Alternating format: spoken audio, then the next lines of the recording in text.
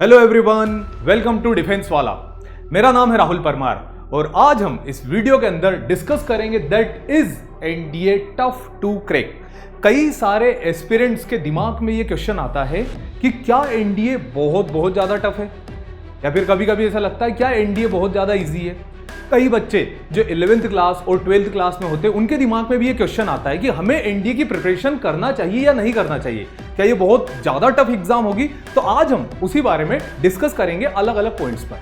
देखो बेटा, बात ऐसी होती है कि देश की कोई सी भी एग्जाम हो, वो यूपीएससी हो, वो सीएपीएफ हो, वो एफकेट हो, वो सीडीएस हो या फिर वो एनडीए हो, वो एग्जाम हार्ड है या वो इजी है, everything depends upon your preparation.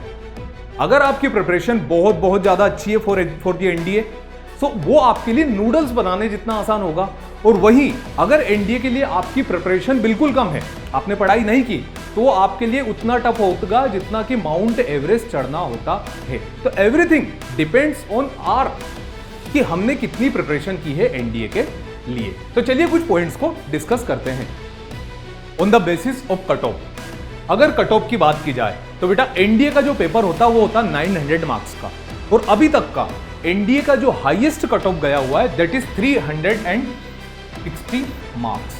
तो अगर हम सेफ जोन लेते हुए 400 नंबर तक भी ले आते हैं, it means we are shortlisted for SSB. अब इन 400 नंबर में आपको मेंटेन करना है।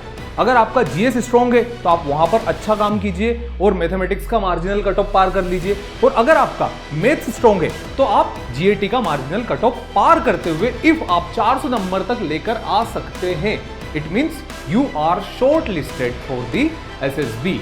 एंड एनडीए में सबसे मिनिमम जो कट ऑफ आज तक का गया था दैट इज 229 मार्क्स, जो कि 2016 में गया था। मतलब अगर लोवेस्ट लेवल तक गया है तो वो भी 229 तक गया है, बट हाईएस्ट कट ऑफ जो है वो 360 तक रहा है। ठीक है, तो अगर हम 360 के प्लस में मार्क्स ले आते हैं, it means we are in for the SSB.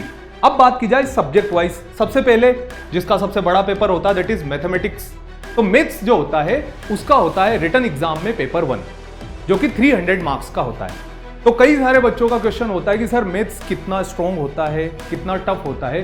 तो अगर आपने 11th और 12th क्लास का मैथमेटिक्स अच्छी से पढ़ा हुआ है, सारे फॉर्मूले सभी को एक एक चीजों को अच्छी से लर्न किया हुआ है, it means it will be easier for you. आपको सारे फॉर्मूला पता होना चाहिए और उन फॉर्मूला को अलग अलग जगह यूज करना है। सारे क्वेश्चन एनसीईआरटी से उठ करके आते हैं और कई क्वेश्चन यूपीएससी अपने हिसाब से बनाता है मैथमेटिक्स के, बट आपकी चीजें उन्हीं फॉर्मूलों के ऊपर डिपेंड रहती है। जैसे ट्राइग्नोमेट्री 2 डायमेंशन, 3 डायमेंशन में, इंटीग्रेशन, डिफरेंशिएशन, जो हम 11th और 12th में पढ़ते हैं वही बेसिक लेवल का एनडीए पूछता है। So this is for the maths. अब बात की जाए जनरल एबिलिटी टेस्ट की। जनरल एबिलिटी टेस्ट जिसे जीएटी भी कहा जाता है, ये पार्ट ए और पार्ट बी में कन्वर्ट रहता है। पार्ट ए के अंदर होता है इंग्लिश, जैसा कि आप सभी लोगों को पता है। इंग्लिश को इंप्रूव करने के लिए क्या की जाए, ऑब्वियसली दानिश जफर सर आपकी हेल्प करेंगे इसमें, बट इंग्लिश को समझने के लिए सबसे बढ़िया काम है आपका न्यूज़पेपर पढ़िए, मैगजीन पढ़िए, ग्रामर पर ध्यान दीजिए। न्यूज़पेपर पढ़ने के फायदे क्या क्या है कि आपका करंट अफेयर तो स्ट्रॉन्ग होगा ही होगा, साथ ही साथ आपकी इंग्लिश भी सुधरेगी, आपको पंक्चुएशन का ध्यान जाएगा, साथ ही साथ अलग अलग अच्छे मैगजीन्स आप पढ़ सकते हो इंग्लिश के लिए। दूसरा फिर आता है हमारा जीएस का पार्ट। अब जीएस के पार्ट के अंदर एक तो हो जाएगा जनरल साइंस और दूसरा हो जाएगा जनरल स्टडी। अब जनरल साइंस के अंदर फिजिक्स, केमिस्ट्री और बायोलॉजी आएगी। अब यहां पर फिजिक्स, केमिस्ट्री और बायोलॉजी नीट और जेई एग्जाम जितने टफ नहीं होते हैं, ये बेसिक लेवल पर होते हैं। यहां पर किसी भी प्रकार के कोई न्यूमेरिकल टाइप क्वेश्चन देखे नहीं जाते हैं। ये एक इजी वे में पूछे जाता है फिजिक्स, केमिस्ट्री और बायोलॉजी को जीएटी के अंदर। और इसके बाद आता है हमारा जनरल स्टडी। जनरल स्टडी के अंदर आप history, polity, current affair, economics, geography जैसे सब्जेक्ट्स को पढ़ते हैं, और ये सारे सब्जेक्ट्स भी सेम 11th और 12th क्लास की एनसीईआरटी को रिलेट करके बनाए जाते हैं।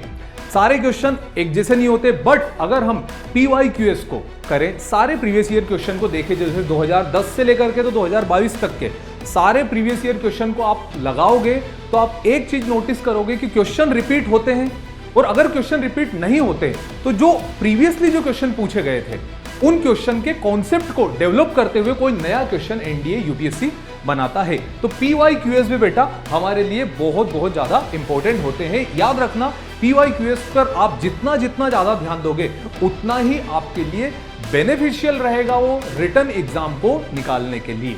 ठीक है, अब बात करते हैं मॉक टेस्ट की, जो बहुत बहुत ज्यादा इंपॉर्टेंट होते हैं। मॉक टेस्ट जो भी शक्ति बैच के अंदर बने थे, शौर्य बैच के अंदर बने थे, वो सारे मॉक टेस्ट होते हैं एनडीए के पैटर्न के ऊपर। हमारे साथ कई सारे थिंक टैंक होते हैं, हम सभी लोग काफी मेहनत करते हैं और बनाते हैं मॉक टेस्ट को।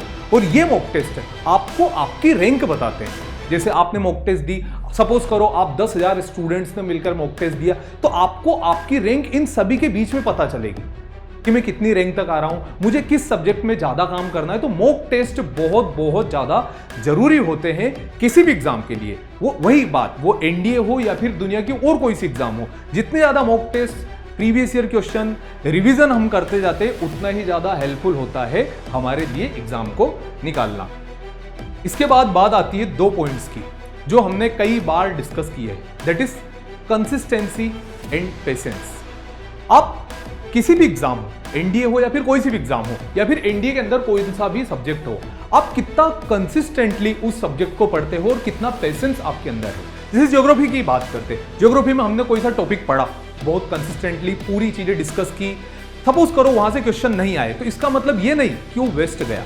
क्योंकि मेरा हमेशा आपसे एक ही कहना है, या तो हम जीतते हैं या हम सीखते हैं।